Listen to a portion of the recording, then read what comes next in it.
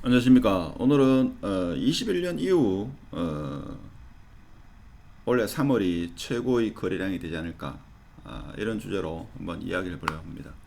그래서 거래량을 봤을 때는 21년 이후 24년 3월 달이 최고의 거래량이 될 것이다. 그래서 이 흐름이 과거 연도와 비교해 가지고 좀 비슷한 패턴으로 흘러가는 연도가 있어 가지고 영상을 끝까지 보시면 한번 비슷하게 흘러갈 가능성도 있지 않나. 물론 과거의 역사를 안다고 해가지고 미래를 정확하게 예측할 수는 없죠.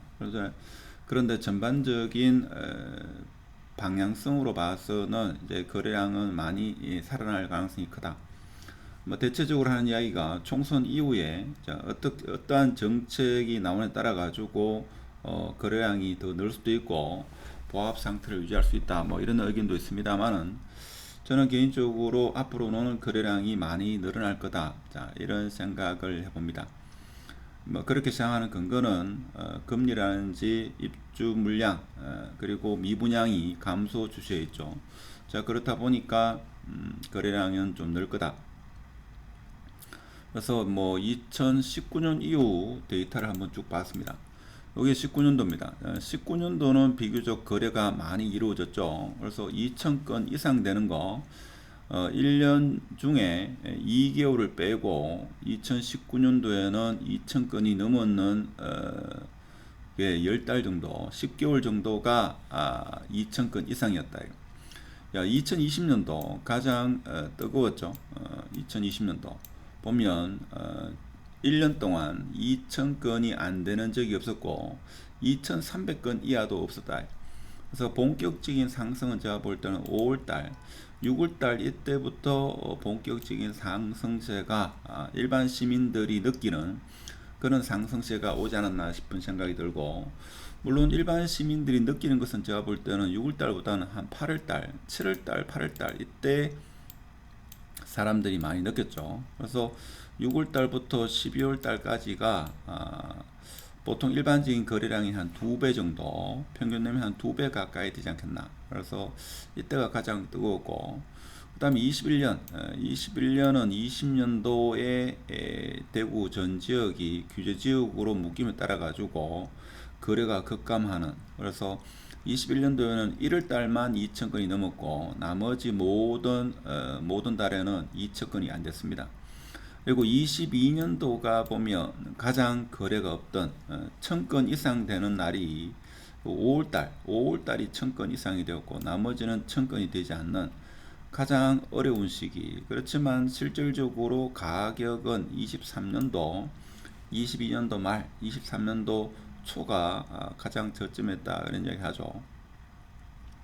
23년도에 거래가 뭐 특례 보금자리론을 가지고 거래가 조금 살아났습니다만은 1년 전체로 봐서는 이게 언제입니까?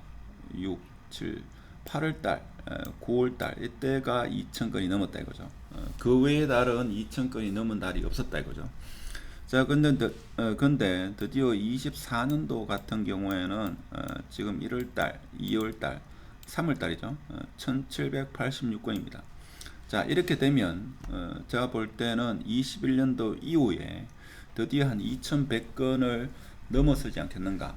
보수로 잡아도 2100건 이상은 될 거다 하는 겁니다. 이게 전국적인 현상이죠. 전국적으로 봐서 지금 거래량이 많이 늘고 있습니다. 근데 절대적인 수치로 봐서는 서울, 부산, 인천이 더 많긴 한데 인구수로 봐서는 대구가 거래량이 가장 많다 하는 겁니다. 그렇다 보니까 지금 이 흐름으로 계속 가다 보면 제가 볼 때는 거래량이 원래 좀 많이 늘어나지 않겠는가. 그래서 뭐 추가적인 하락을 이야기하시는 분이 많습니다만은 지금 급격한 하락이 왔기 때문에 어떻게 보면 급격한 반등이 올 수도 있고 점진적인 상승이 올 수 있다. 그래서 일단 거래량이 많이 일어난다는 것은 바닥은 확실히 다지지 않았나, 그런 생각이 듭니다. 그러면 지금 이 24년도 흐름이 연도별로 쭉 보니까 2017년도 흐름과 좀 유사하지 않겠나, 저는 그런 생각을 해봅니다. 물론 2017년도는 2016년도가 가장 거래가 없었죠. 거래가 없었습니다. 그 2016년은 2022년 정도, 2년, 3년 정도의 거래량만큼 거래가 없었다 이거죠. 그리고 나서 이제 거래량이 2017년도에 거래량이 있었죠. 그래서 3월달 24년도 3월달이 2017년도 3월달과 거래량이 유사하지 않겠나. 그래서 계속적으로 행보하다가 올해 가을쯤 되면 좀 거래량이 많이 트지 않겠나 하라는 게 개인적인 생각인데, 물론 7월달 8월달 이만큼 많이 거래량이 일어나게 하겠습니까만은 나머지 달은 제가 볼 때는 2017년과 거의 유사한 그런, 즉 한 2,000건 이상이 많이 이루어지는 그런 올 한 해가 되지 않겠나 그런 생각이 들죠.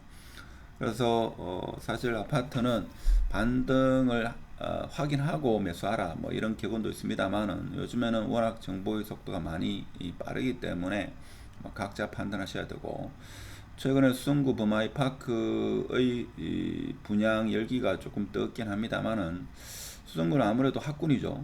학군적인 요소도 많이 따져봐야 됩니다. 뭐 초등학교 학군뿐만 아니라 중고등학교 학군도 상당히 중요하기 때문에, 특히 중학교 학군이 가장 중요하다 하는 거. 그래서 거래량을 보면 북구가 최근에 거래량이 많이 일어나고 있다는 것도 한번 눈여겨봐야 될 그런 상황이 아닐까 그런 생각이 들고, 아무래도 총선 이후 총선의 결과에 따라 가지고 정부 정책의 방향도 좀 달라지지 않겠나 그런 생각이 들고, 4월 위기설 해가지고 PF는 어떻게 보면 건설사가 위기가 오면 소비자 입장에서는 더 많은 거래가 일어나고, 아파트 가격은 공급이 많이 줄어들기 때문에 오히려 좀 더 나은 상황, 가격이 상승할 수 있는 요인 중에 하나가 아닐까 뭐 이렇게 생각하죠. 근데 대부분의 하락을 주장하시는 분은 건설사 PF 위기, 이 위기로 인해 가지고 뭐 IMF라든지 그런 금융 위기로 전이되는 것을 걱정하는데, 뭐 그렇게까지 해야 되겠습니까? 오히려 PF 위기로 인해 가지고 건설사가 더 이상 아파트를 공급을 못하면 아파트 수요자 입장에서는 아파트가 공급이 부족하기 때문에 오히려 가격은 더 상승할 여지가 있다. 뭐 그렇게도 해석할 수 있죠. 그래서 어떤 시각으로 시장을 보냐 따라 가지고 해석은 많이 달라진다. 뭐 이렇게 생각할 수 있겠습니다. 하여튼 오늘은 대구 아파트 거래량이 21년도 이후로 올 3월달이 가장 높은 거래량을 찍지 않겠는가. 근데 그 거래량의 패턴은 2017년도와 좀 유사한 흐름을 보이지 않을까라는 생각을 한번 해보는 그런 시간이었습니다. 영상이 좋았으면 구독 부탁드리고 마치도록 하겠습니다. 감사합니다.